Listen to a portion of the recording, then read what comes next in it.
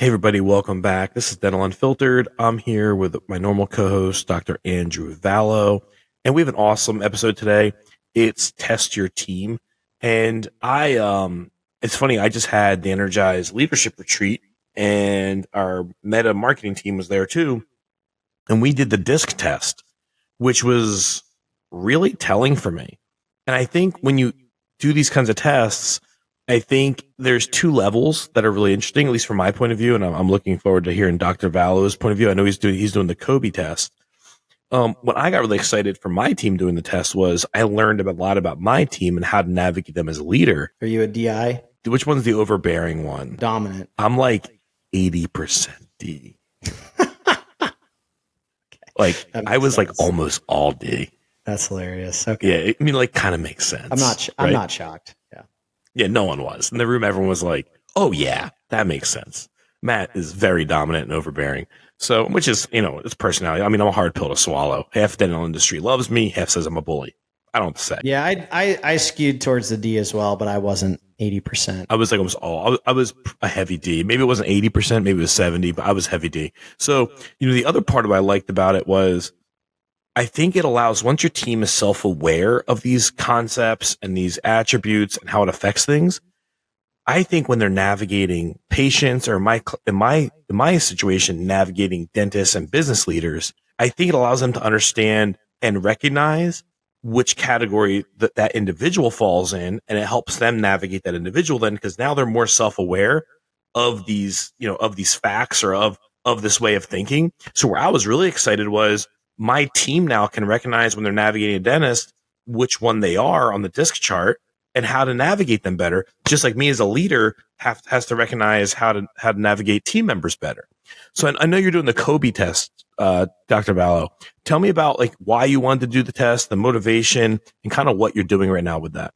Yeah, man. So, like anything else, I don't just come up with ideas on the spot. I listen to others that are knowledgeable and know what they're talking about. And so I had done some work with a group called Tower Leadership. So I'm doing some like advanced business acumen and leadership training with them right now. And so this is something they're big on is assessment testing and getting to know your team and yourself as a leader and everything else. And so, we talked about DISC and Kolbe, and so basically what I decided on for my organization, the way I would explain the two, DISC is a little bit more geared towards personality. So DISC is a little bit more, again, D, you're more dominant personality, assertive. I is that we talked about that with treatment coordinators. You're more bubbly, charismatic, outgoing, fun loving, whatever it is. C, I think is like,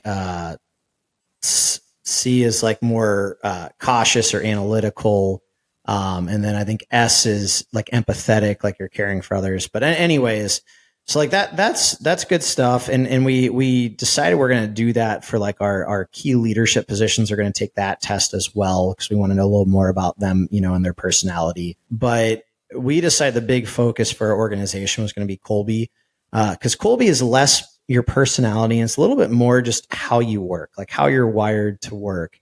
And so there's 4 categories. You get a score in each category. The first category is fact finder. And essentially you're scored from, 1 to 10 based on how much information you need to make a decision. So if you're a 10 on the fact finder, you need to research every single outlet. You need all of the details, and you're going to ponder on it, and you're going to make the most educated decision you possibly can. If you're a 1, you basically need no information to make your decisions. So I was a 3 on the fact finder. So I basically, what that means, give me the important stuff. And it's so true. I find myself sitting in meetings, whether it's with my attorneys. I love my attorney group. They're great, man. Shout out to Rob Montgomery and his team. But I'll tell you, man, I sit there sometimes listening to them and I'm just like, okay, like get to the important stuff. I don't really care about all this.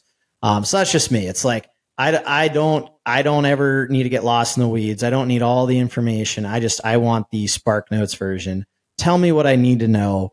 And then I'll make a decision. The second category is follow through. So it's kind of like, once you start a project or have an idea or whatever it is, 1 to 10, how likely are you to follow it through to completion versus either stopping, getting stuck on something else, or even delegating it to somebody else to get it done. So I was a 4 on follow through. And again, I think that holds pretty true. There are certain things that I feel like are so important that I need to see it through to the very end. But there's a lot of things that, I have the idea and then I delegate it to someone on my team.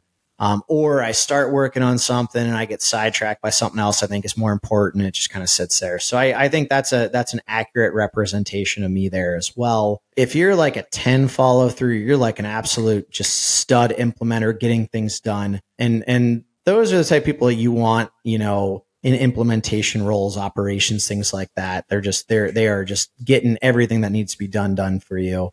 If you're looking for like a 10 on the fact finder, that's probably like a CPA bookkeeper, someone who's just very, very attention detailed. The third category is quick start. And that's 1 to 10, 1 being the slowest, 10 being the fastest. How quickly do you embrace change in new ideas?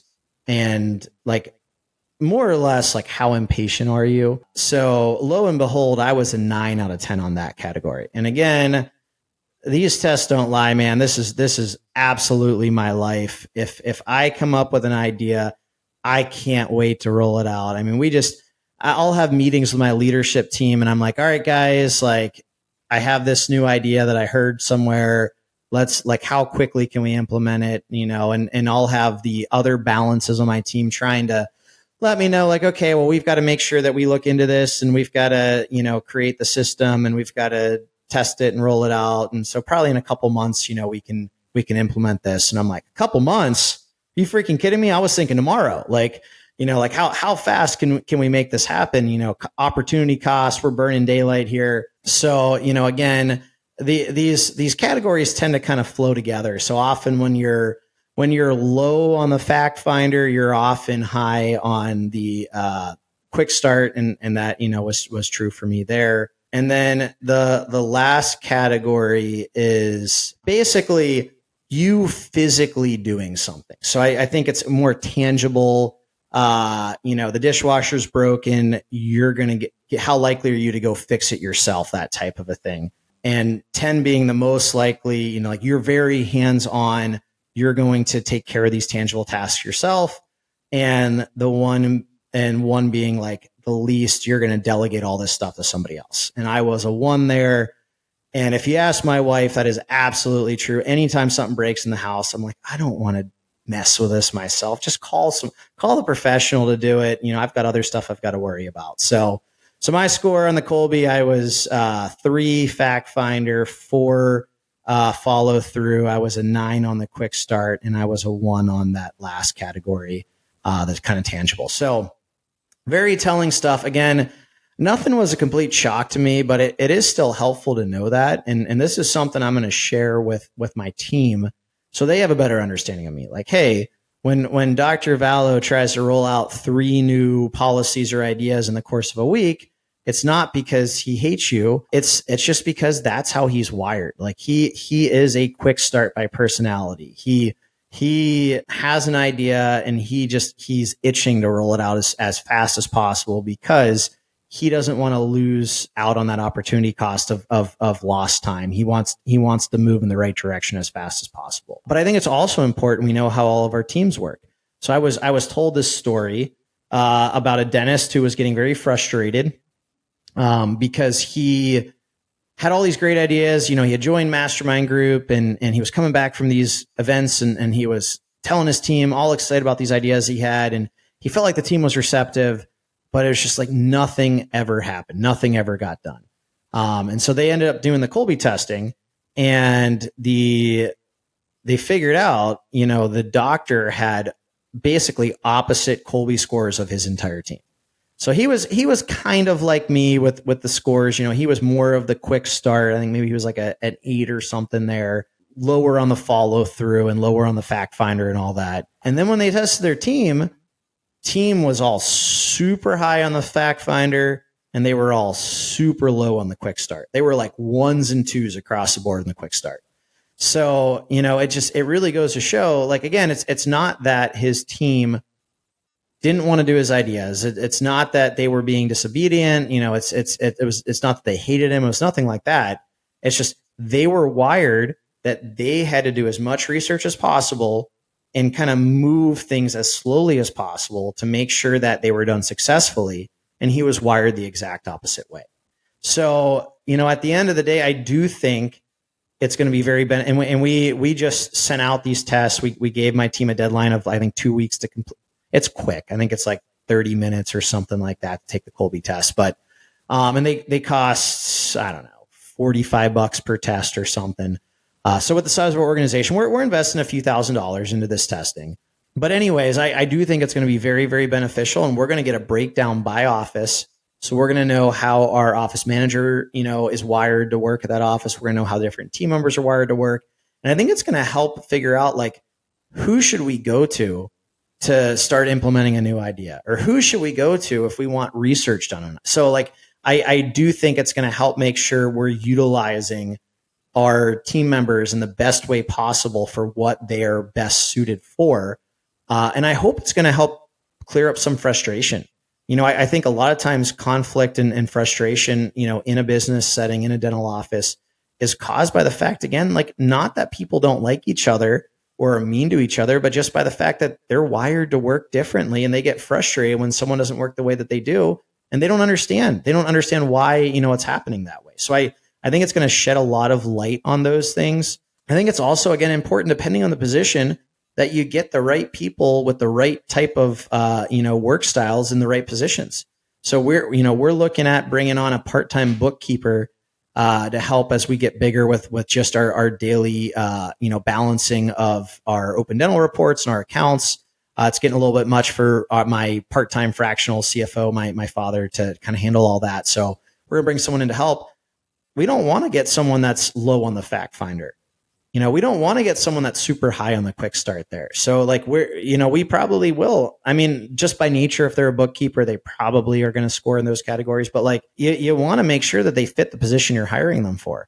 If you're hiring a CEO for an organization, you want someone who's a visionary. You want someone who's able to delegate. It wouldn't serve me well as CEO of my growing dental group if I was super high on the fact finder, super high on the follow through, low on the quick start. Because what does that mean? That means I am heavily researching everything. I'm very slow to make decisions, which is going to stunt the growth of my group.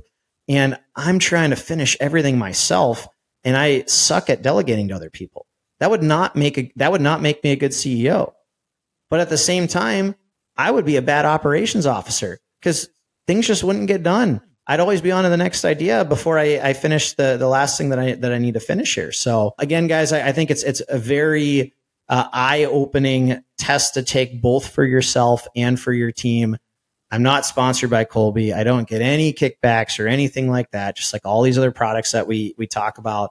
I'm only talking about it because something that was introduced to me that I am now using, that I believe is going to be really helpful for my group. And I think it could be really helpful for your dental office as well. Any thoughts or feedback there on that Kolbe and how that stuff works, Matt? Yeah, part of the problem in dental practices is a lack of unintentionalness, like a lack of unintentionality, right? Like, I think dentists have, like, this simple recipe in their head of, like, give me operatories, add support in the form of staff, and I go operatory to operatory and do dentistry. And, like, I think that's the level of intentionality. I think the Kolbe test and other tests like this create a new kind of a view and ability to be intentional, because I feel like what ends up happening is a lot of times you have great employees and your expectations on how to use them and utilize them isn't the most effective per employee because you don't understand them. And then what's interesting is I've seen employees go from one practice to another in the same region where I service them. And at practice one, doc's like, she's horrible. It's not working out. Like, she doesn't follow through with anything. And then she goes to practice two, and I talk to the doc, and she's like, she's a stud. She's such a good pickup. She's been awesome. She closes treatment. She's great, or he's great, whatever it is. I think the difference is there are two different leaders that know how to get who approach getting the most out of a team member and bringing a team member up and making them awesome in their role. Their approach is very different. I think if you're Doc One where you struggle with that, I think doing a test like this will start putting your employees kind of in categories and you understanding the best utilization of them and how to approach each one and kind of get the most out of them. And also not just get the most out of it. That's a really bad statement. Like how to help them reach their potential in the dental environment. I honestly, man, I don't think it's bad to say that you want to get the most out of your team. I think that's a fair assessment. I think you should want, because I mean, honestly, you are helping them reach their potential and be successful if you're getting the most out of them. And if you're not getting the most out of them, they're probably going to be dissatisfied because they're going to feel like, they're not contributing like they should or whatever. So I think my message here to kind of summarize this, and then I want to talk about a couple other tests here, but well, I have one other thing I want to say after. Yeah. That's cool. My message to summarize the Kolbe test and the work styles is just because someone has dental experience and is great at one position does not mean they're going to automatically be great at another. And that's a message to both your practice owners who have to make these decisions, as well as if there's any team members listening. Hey, just because you are an amazing dental hygienist does not automatically mean you're going to be a great office manager. You've got to have that work style, that personality type, that leadership capability, whatever it is, to do well in that role. Just because you're a great dental assistant, the best, and you get along with patients well and everything else, and you set up every room perfectly, doesn't mean that you're going to be a great treatment coordinator. So there are different skill sets involved in different positions in the dental office, and experience and, greatness at one position does not necessarily equate to you being great at a different position. And I'm not saying that you shouldn't, try new positions potentially. And I'm not saying that you shouldn't expand your comfort zone. And I'm not saying that it's bad to promote from within, because we've definitely done that before. What I'm saying is, make sure the position that you're trying to go into is actually a good fit for you based on your personality type, based on your work style, all that other stuff, because there's nothing worse than having a great team member and putting them into a different role that is not a good fit for them. You're not happy. The rest of the team's not happy. The patients aren't happy. That person's not happy. And you're probably going to end up losing that great team member. So again, just word of caution, because I know we all love the idea of, and I talked about growth tracks and things like that on another episode here. I am a bigger fan of growth tracks within a position. And again, I'm not saying that we haven't promoted from one position to another. We absolutely do if they're the right fit.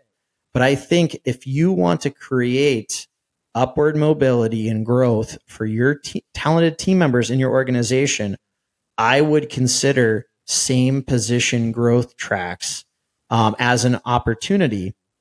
Because if someone is a great dental assistant, how can they one up themselves there? Can they become a lead dental assistant, a level 2, whatever you want to call it, director of dental?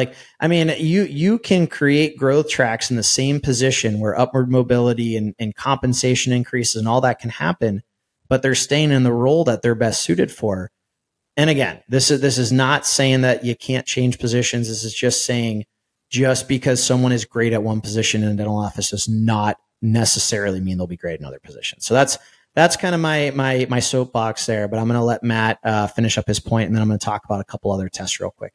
Yeah, I think with the tests and the scenario of like understanding your team members and really knowing what their functionality is, and honestly what their abilities are and how they view things and how they approach things. It's kind of like this. This should be really simple to understand. It's kind of like a golf bag, and you have drivers, you have chip. What's the middle one called that gets you like from the middle of the? I don't play golf. What's the middle one called? I could never guess, man.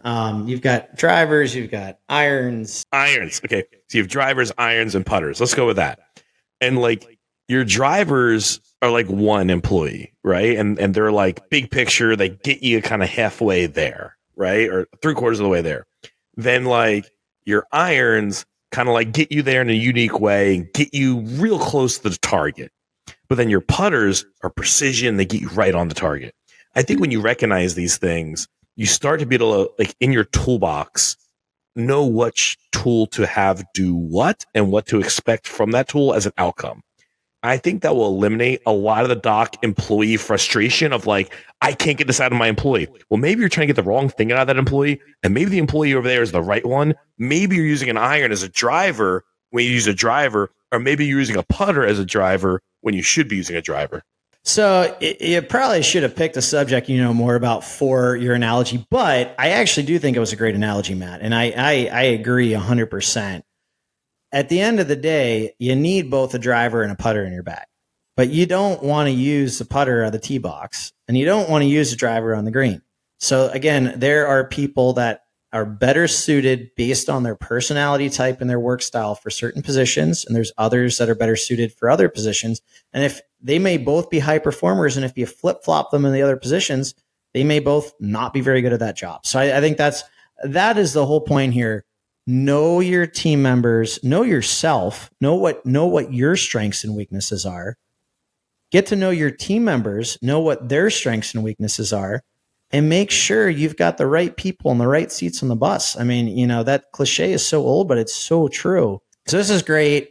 Kolbe test, very interesting. I'm going to be very excited to see the results from my teams, my different offices. And I think I'm going to do a quick little lecture on this during our summit. So that way we can kind of talk to our teams about understanding how one another work and trying to avoid frustration and, you know, just having understanding and all that stuff. So we are doing some other testing as well. I had briefly mentioned the disc, and we're really just doing that for like leadership positions, and I guess treatment coordinator sales. We also have a general cognitive test, and we are doing that for leadership positions and treatment coordinators. I found one. It's called employee test. It's just their general cognitive. So I took it myself, and actually I didn't do it at first. So like at first we started rolling out these tests, and I hadn't taken any of them, and we just started sending them to like applicants for roles. And then after we had done that for a few weeks, I was like, you know, I probably should get a feel for how these tests actually run. So I took the Kolbe, I took the disc, I took this cognitive assessment. The cognitive assessment from the We Test, is that what's called? Employee Test, I think. It's like a generic testing site. But what I liked about them is they offer pay-per-test models where some of the cognitive tests, you got to buy an annual subscription. They were really expensive. Like I'm talking like 10 grand for an annual subscription. I was like, that is a lot for cognitive testing. So employee test, I think it's called general cognitive. I took it. I thought it was pretty solid. It's timed where you've got to move pretty quickly through each question. I think it makes it tougher, at least a little bit tougher to like cheat or use AI or whatever it is to try to take the test. And I thought it was a good mix of different like logic, reasoning, math, verbal, that type of stuff. And so that did it. It helped us narrow down our selection when we were hiring for regional manager, based on how they did. Because someone who's gonna be in a major leadership position for us, I want to make sure that they've got that they're sharp. They're going to be able to figure things out quickly, and all that stuff. So that was helpful. I do recommend that. Again, we're only doing that. We're doing that for office managers, other major leadership, C-suite type executive positions, and we're doing that for treatment coordinators. Because once again, while I want someone who has that sales personality, I also want to make sure that they're sharp enough, because it is. I mean, think about it. Especially if you're a busy office and they've got to put together these complicated treatment plans and break them down and go over discounts and everything else. I think they've got to be quick on their feet when it comes to thinking. So I thought that was a good test for them. There was a management test on the employee test. We did use that for the regional manager position. And then when I took it, I thought it was a joke. That one, I felt like it was one of those tests where it was pretty obvious what answer they were looking for. So I feel like whether or not you agreed with all the answers, if you were fairly clever, you could ace that test, even if you don't have strong management skills. So I might be looking at creating my own management test as well. I haven't done that yet. For the treatment coordinator test, there was a sales test on there. Again, complete joke. I was like, oh my God. Honestly, guys, like I am not a salesperson. I'm not an expert. I'm trying to learn a lot more about it. But like I got like a 99%, and I'm like, okay, this was like so obvious what the answer was to every single question. So created my own test for that. I do think timed assessments are important. Now the Kolbe and disc are different. They're not testing any cognitive or skills or anything like that. It's just personality and work styles. Like those you don't have to worry about. But like if you're getting into these other types of skills or cognitive testing, make sure to take it yourself and make sure you actually feel like it's going to separate, good candidates from bad candidates. I would definitely do a time test, and I would recommend a shorter time because again, in today's day and age, if they've got a lot of time, they can very easily Google, use ChatGPT, find all these answers, whatever. If it's pretty quick and they've got to basically read the question and make a quick decision, it does make it harder to cheat. And again, it tests kind of their brain power. How quickly can they think through a problem and all that stuff too. And also their time management, because there are people that take way too much time on the first half of the questions and don't even get to the second half. And again, in my mind, like that's a skill set, having that time management to plan and figure out how you've got to take the test there. So we're not having all employees take all these tests. I think it would add a lot of extra time and expense and all that stuff, but we are having everyone in the organization, new and current employees, take Kolbe because I want to know how everyone's work styles are. And we are having all leadership and treatment coordinator sales type positions take the cognitive test and the DISC test as well. So I have one question, Andrew. So I'm a dentist listening to this, and honestly, this is all really good stuff. And I think this is something that and there's no dentist that shouldn't do this, in my opinion.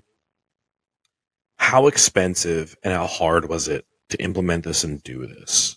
Like what were the barriers? Like, and we have to wrap this up in a second, but like I'm a dentist now and I'm like, hey, I want to do this. Tell me what that is. So my CFO, my dad kind of spearheads some of these new projects for us. So he did a little bit of he's a little higher in the fact finder than me. So he did a little bit of research. He found some different test options. He found prices. He talked to some. And so that's kind of how we figured out what tests we were going to go with. Kolbe and DISC are both pay per test. I think they range from like 35 to 45 or so per test. And then that employee test, I think all of their tests are like $35 per test. Now, again, I had looked at Wonderlic, which is, the cognitive test they use for NFL quarterbacks. And I thought that was so cool. I was all pumped to use it. But again, I guess they used to have the pay per test model. They went away from it. I guess they don't really care about small businesses anymore. So they told us the best I could do was a $10,000 annual subscription. I was like, that is way too much money for this cognitive test. So that's where we found one that was a pay per test. And then I created my own testing models. And that's great because I think I pay $59 per month and I get to create and give out as many tests as I want. So if you feel like you can create your own tests and you want to do that, I think that's a great option as well. I don't remember the site off the top of my head. I'm gonna have to find it. Maybe we can put in the show notes, but I just basically found this on Google and used it to create that sales test or whatever. But anyways, depending on the size of your team will depend on the cost. If you're doing multiple tests per person, you might be looking at anywhere from $60 to $100 per person that you're testing. And so that could be for both current employees as well as newcomers. But again, at the end of the day, I think it's a very small investment to make to, one, make sure you're bringing in the right people, and two, have a better understanding of the people that you already have in your organization. So, yeah, we have to wrap this up, but hey guys, thank you so much for joining. Me and Dr. Vallo do this as an investment in the community. We don't get paid. There's no sponsors. This is just for you guys. So please click like, subscribe, follow, and share. I think this is a really impactful episode. You can institute this very, very affordably, very, very little effort in your practice. And I think you can move your practice forward very quickly. Thank you guys and have a great day.